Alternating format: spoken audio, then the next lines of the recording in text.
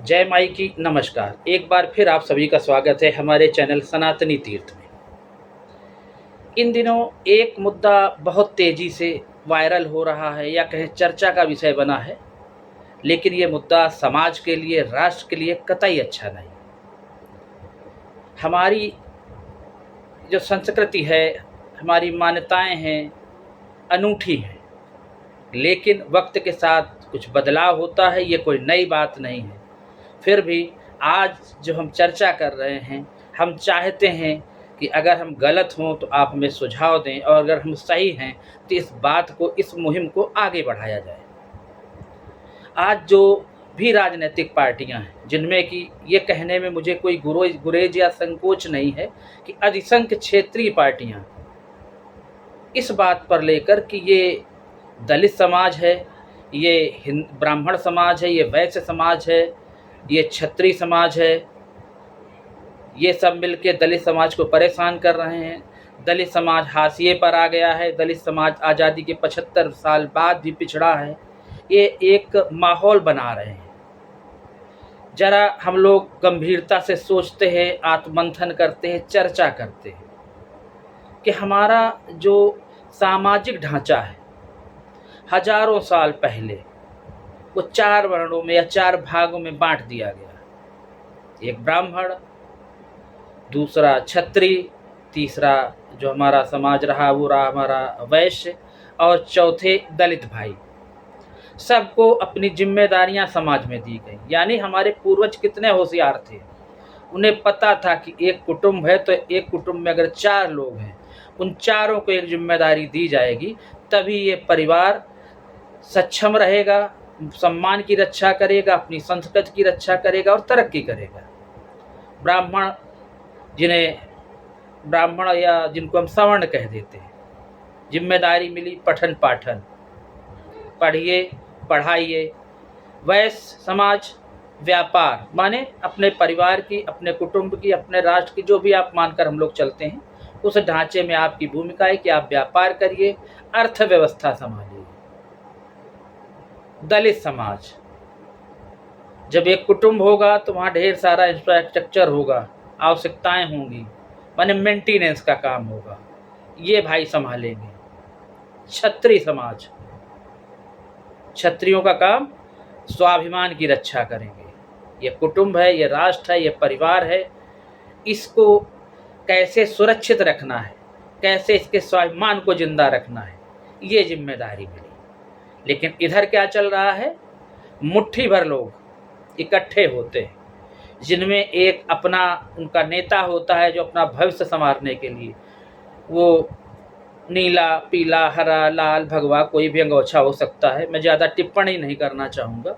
इसके बाद जो दलितों की बात करते हैं कि हम दलितों के हक की बात कर रहे हैं, तो अगर उनसे सवाल ये किया जाए कि आपने अपने परिवार के लिए, अपने कुटुंब के लिए, अपने गृह जनपद के लिए पहले कितनी समाज सेवा की है, आप दलितों का भाग्य बदलेंगे।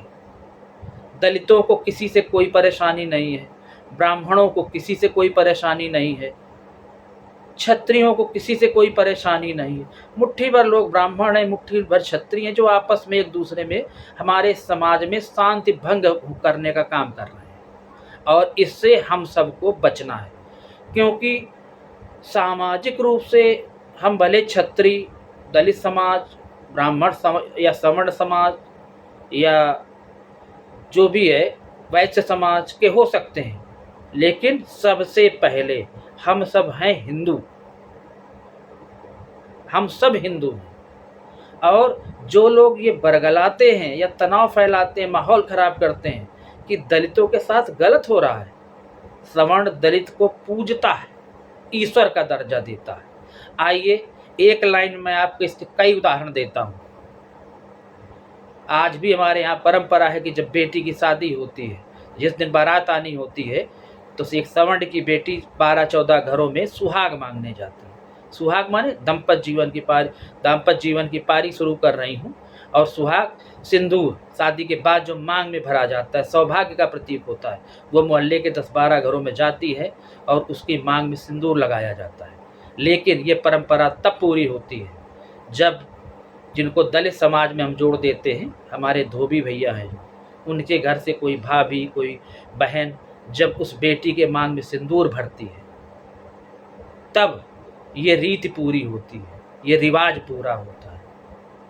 और फिर कहा जाता है दलितों के साथ अन्याय, ब्राह्मणों ने दलितों को परेशान किया, सवर्णों ने परेशान किया। अजीब मजाक है। यानी सौभाग्य या जीवन जीने या मरने का अधिकार जो ऊपर वाला ईश्वर देता है, एक सवर्ण की बेटी एक दलित परिवार में जाके एक बेटी, दीदी, बहन, माँ से अपने मांग में सिंदूर भरवा कर उस सौभाग्य की मांग करती है। तो यहाँ तो दलित को भगवान का दर्जा दिया गया।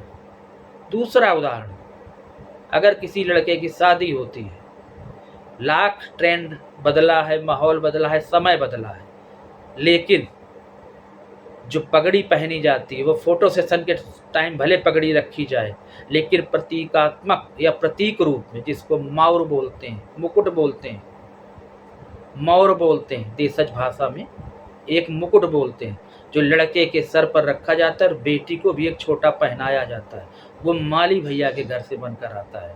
आप 25,000 की पगड़ी पहने, लेकिन शादी में बेटी और बेटे माने दूल्हा और दुल्हन जब तक माली भैया का बनाया मुकुट नहीं पहनेंगे, ताज नहीं पहनेंगे, तब तक सब कुछ अधूरा रहता है। ब्राह्मण पिछड़ों का अपमान करता है।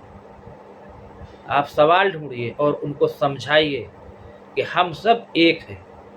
और आगे बढ़ते हैं। बसंत पंचमी में माँ सरस्वती की हम सब पूजा करते हैं। शिक्षा की देवी है, ज्ञान की देवी है, और जहाँ शिक्षा होगी, ज्ञान होगा, वहाँ समृद्धि होगी। इस दिन भी महिलाएं सौभाग्य की मांग, धोबी भैया के घर से कोई भाभी या चाची आकर जब सिंदूर भरती है मांग में, और सवर्ण के घर की महिलाएं उनके चरणों में सर रखती हैं, तब वो पूरा होता है हमारा परंपरा या रीति रिवाज, हमारा पूरा होता है, परंपरा हमारी पूरी होती है।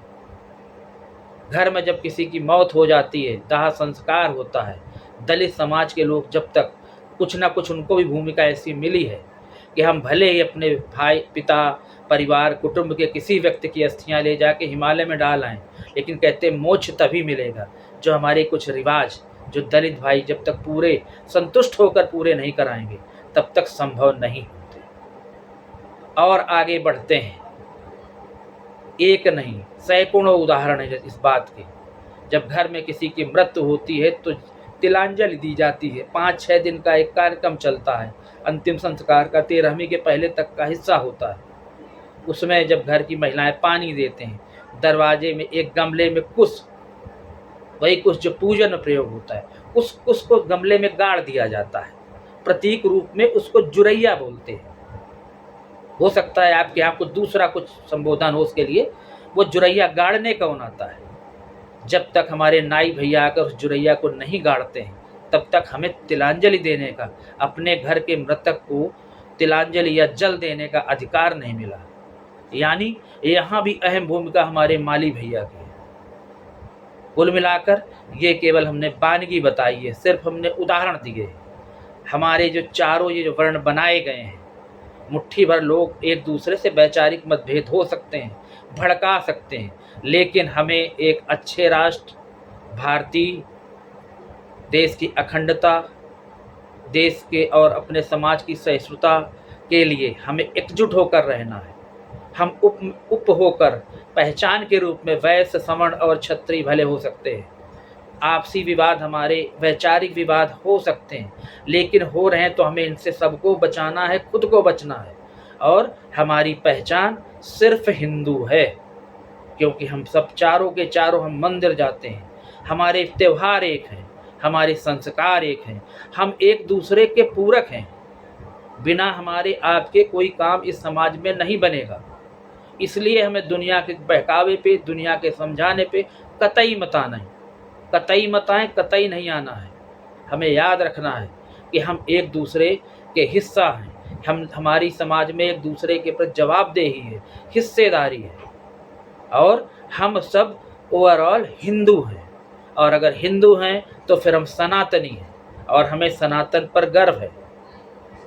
हम सब हिंदू हैं, हम सब हिंदू हैं, हम सब सनातनी हैं। बात अच्छी लगी हो, वीडियो को शेयर जरूर करिए। हमारे साथ जुड़े रहिए, आपसी सद्भाव बनाए रहिए, शांति बनाए रहिए।